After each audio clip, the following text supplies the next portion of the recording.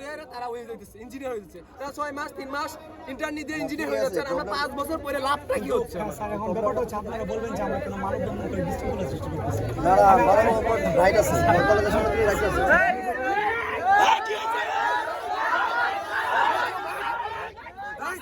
আমাদের কাজ কি এখন? তোমার রাস্তা কিছু পাঠিয়েছো, ঠিক আছে? আমরা জেলা প্রশাসনের কাছে পরে ডিসি অফিসে তোমার চলে যাবো, ডিসি অফিসে সবাই বেরিয়ে এই তোমাদের কাজ যাবো ডিসি অফিসে। স্যার এখানে আসো। এটা এখন আমরা লিগ্যালি যাবো।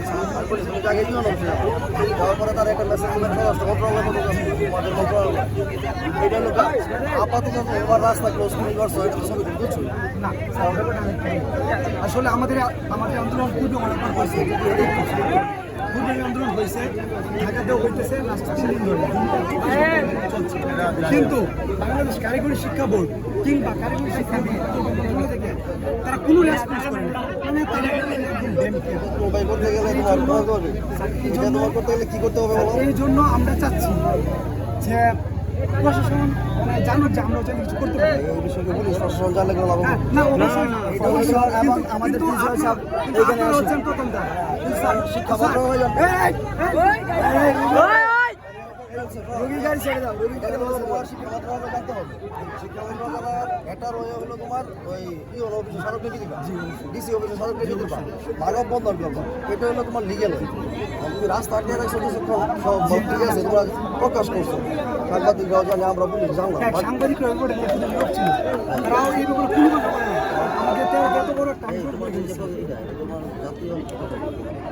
জি অবশ্যই আমরা এটাই চাচ্ছি। কিশোরগঞ্জ আমরা হ্যাঁ জি অবশ্যই, হ্যাঁ অবশ্যই ওরা গতকালকে করছে, আমরা গতকালকে করি না। আমরা ঠিক আছে, তোমার এটা ভূমিকা সুন্দর হয়েছে। আজকের মধ্যে যদি সলভ হয়ে যেত, ছবি টবি তুলছো এখন তোমাদের সড়ক দিয়ে তোমরা ডিসি না আমরা চাচ্ছি, আমরা এখানে আন্দোলনরত আছি, এই খবরটা জেলা প্রশাসন পর্যন্ত যাক, চলে গেছে বাংলাদেশ সরকার পর্যন্ত যাক। শোনো, এটা আমরা পুলিশে জানাই দিছি, চলে গেছে।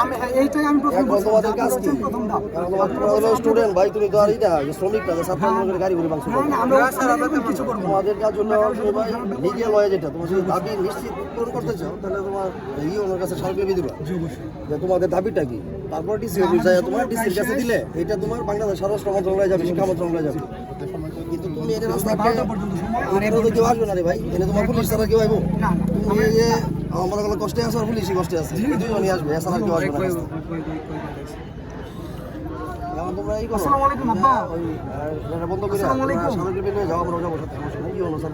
আছি তো ক্যাম্পাসে, এরপর একটা ই করো, না ঝামেলা না, এমনি তো আমরা মানব বন্ধন করতে পারো, এটা সিস্টেম হলো মানব বন্ধন করো।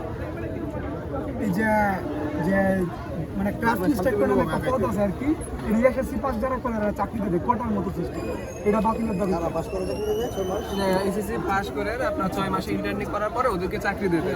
মানে আমরা হচ্ছি আমাদের কলেজে আমি বাংলাদেশের সাবজেক্ট আমি আপনার পলিটেকনিকে বা কারিগরি শিক্ষা বোর্ড যে ওইখানে একটা পোস্ট আছে যেটাকে বলা হয় ল্যাব টেকনিশিয়ান। হ্যাঁ, তো ওই পোস্টে যারা চাকরি করবে তাদের শিক্ষাগত যোগ্যতা ইন্টারমিডিয়েট পাস, জেনারেল বা ভোকেশনাল ইন্টারমিডিয়েট বেসিসি পাস। কিন্তু এই পোস্টারে ওরা একটা ষড়যন্ত্রমূলকভাবে ক্রাফট ইনস্ট্রাক্টর নামে একটা রূপ দিচ্ছে। যে ক্রাফট ইনস্ট্রাক্টর হচ্ছে আমাদের জুনিয়র যে ইনস্ট্রাক্টর আছে ওটার পরবর্তী পদ, কিন্তু ক্রাফট ইনস্ট্রাক্টর বলতে আসলে কিছু হয় না। আর জুনিয়র ইনস্ট্রাক্টর হতে গেলে আমাদের ডিপ্লোমা শেষ করতে হয়, বিএসসি করতে হয়, বিসিএস দিতে হয়, দেন আমরা ইনস্ট্রাক্টর হতে পারি। কিন্তু ওরা ইন্টারমিডিয়েট বা এসএসসি পাস করার পর এই ক্রাফট ইনস্ট্রাক্টর নামের পদটা পায়, ভালো কথা, বা যেটা আমরা ল্যাব টেকনিশিয়ান বলি, ওই পদে থাকার পরেও তারা এখন চাচ্ছে সেখান থেকে প্রমোশনের মাধ্যমে ইনস্ট্রাক্টর হয়ে যেতে। এটা তো আসলে